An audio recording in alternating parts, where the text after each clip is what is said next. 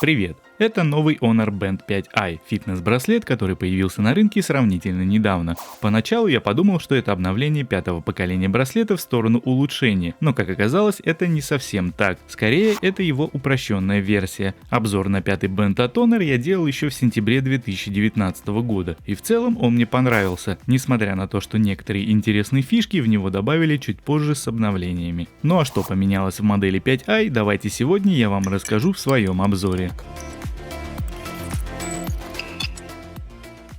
Итак, поставляется браслет в уже знакомой нам по пятой версии картонной коробке в бело-голубых тонах с изображением самого устройства на лицевой стороне. У меня версия китайская, заказывал ее на Алиэкспрессе, поэтому на обороте нанесены краткие технические характеристики на китайском языке. Но что было удивительно и довольно неожиданно, при первом включении браслет предлагает выбрать язык интерфейса, и в списке уже сразу доступен русский. Ну а дальше все по классической схеме. Качаем приложение Huawei Health, оно же здоровье из Google Play Market, и сопрягаем браслет со смартфоном. Про работу приложения я вам расскажу чуть позже, а пока посмотрим, что же изменилось внешне. Кроме самого браслета и небольшой инструкции, в коробке больше ничего нет. И это неспроста. Первое и главное отличие от старшей модели, а именно так я сегодня буду называть Honor Band 5, кроется в том, что теперь зарядная док-станция больше не нужна. Для того, чтобы зарядить браслет, нужно снять нижнюю часть ремешка, которая крепится на специальной защелке с подпружиненной кнопкой. Под ней как раз и скрываются контакты для зарядки, установленные на специальный адаптер, который в свою очередь можно воткнуть в любой USB-A вход, будь то в пауэрбанке, ноутбуке или же в зарядном блоке смартфона. Согласитесь, реализация очень удобна. Это особенно актуально, когда вы в какую-то поездку вдруг забыли взять с собой зарядную станцию. Сама капсула браслета более плоская снаружи, нежели в старшей модели. Оттого на внутренней ее части датчик измерения не выпирает из корпуса и находится практически за подлицо с поверхностью.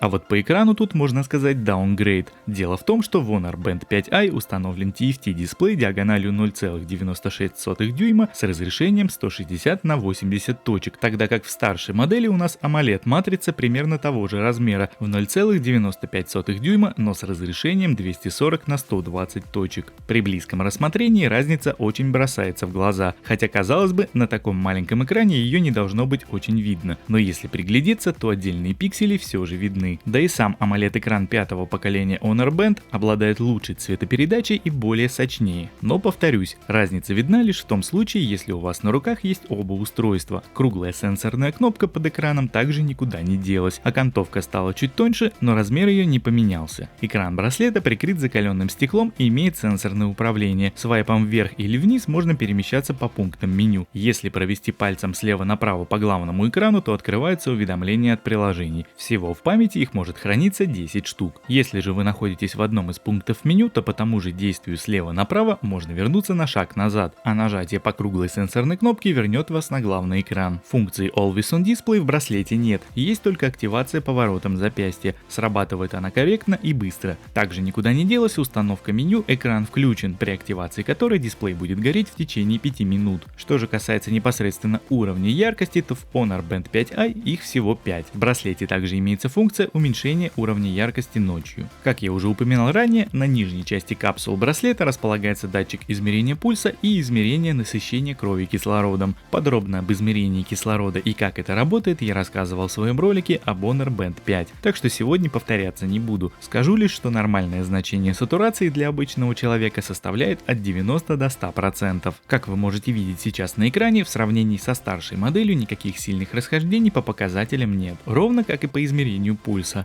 А в этом тесте я еще добавил браслет четвертого поколения. Как вы можете видеть, измерения плюс-минус одинаковые. Также хочу отметить, что новый браслет не измеряет пульс воздуха или же предметов.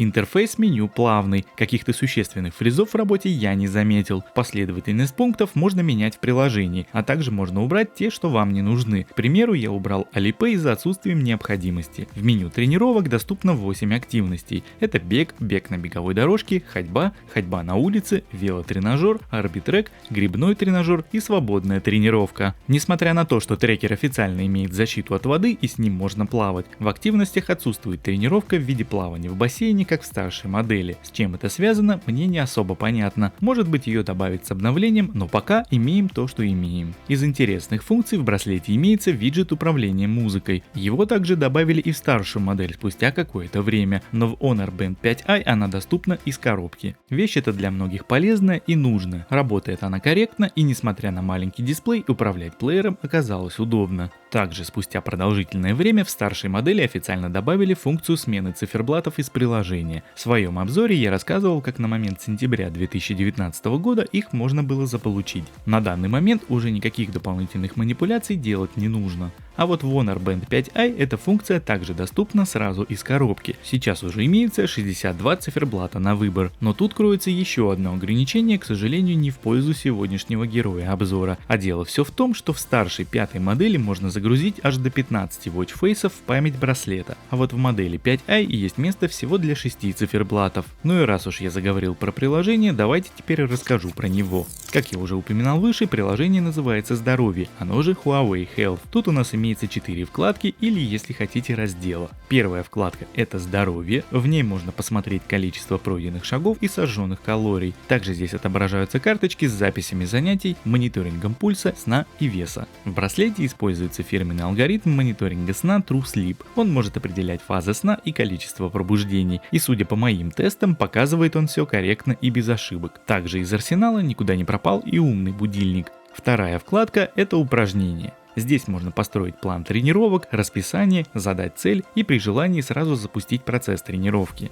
Третья вкладка — это устройство, раздел, в котором отображается ваш браслет, а также отсюда можно сразу зайти в меню выбора циферблатов. Думаю, здесь подробно рассказывать ничего не нужно. Тут находятся все основные настройки вашего браслета, уведомления, погода, будильники и настройка отображения пунктов меню. Также именно в этом разделе можно обновить ПО трекера и при необходимости отменить сопряжение.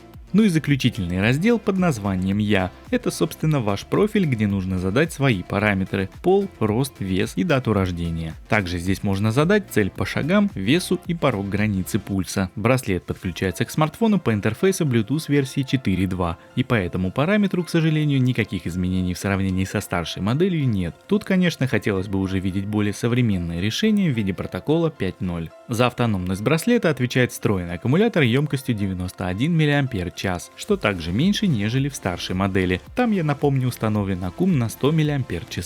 Если говорить о времени автономной работы, то тут история такая. Браслет ко мне приехал с 75% заряда, и я принял решение до 100% его не заряжать, а посмотреть, насколько его хватит с таким уровнем. Итого, за 7 дней работы в умеренном режиме без тренировок, плюс все первичные настройки и обновления, батарея села до 16%. Путем нехитрых вычислений выходит 59% за 7 дней. И это при использовании функции адаптивной яркости. Таким образом можно сделать вывод, что одного заряда должно хватать на плюс-минус 10 дней. Да, это, конечно, не долгожитель Mi Band 4, но все же. Время полной зарядки Honor Band 5i от 0 до 100% составляет примерно 1,5 часа. Ну и если подводить некий итог, что мы получаем? Стоимость Honor Band 5i на Алиэкспрессе на данный момент составляет в среднем 1500 рублей, а старшей пятой модели 1800. И вот за разницу в 300 рублей у нас забрали AMOLED экран, уменьшили емкость аккумулятора, лишили активности плавания в бассейне, хотя вполне возможно, что ее добавят с обновлениями, а также, судя по количеству закачиваемых циферблатов, урезали встроенную память. А взамен всего этого лишь добавили удобную зарядку от порта USB-A. Решение, конечно, удобное и не поспоришь, но стоит ли оно этой незначительной разницы в цене? Как считаете? Напишите в комментариях или проголосуйте сверху в подсказке. И если честно, на данный момент я нахожусь в некотором замешательстве и не могу для себя решить, хороший получился продукт или нет. Скорее всего, если бы он стоил около 1000 рублей, то смириться с минусами было бы легче, но при такой маленькой разнице в стоимости, как сейчас, я бы все же выбрал старшую модель. Ну а как считаете вы, пишите свое мнение в комментариях и не забудьте поставить лайк, если ролик вам понравился или был полезен. А на сегодня это все, друзья, спасибо вам за просмотр. Подписывайтесь на канал, если вам было интересно, и не забудьте нажать колокольчик, чтобы ничего не пропустить. Ну а с вами, как всегда, был Влад, канал Blitzkey, обзоры техники. Всем всего хорошего и до новых встреч. Всем пока.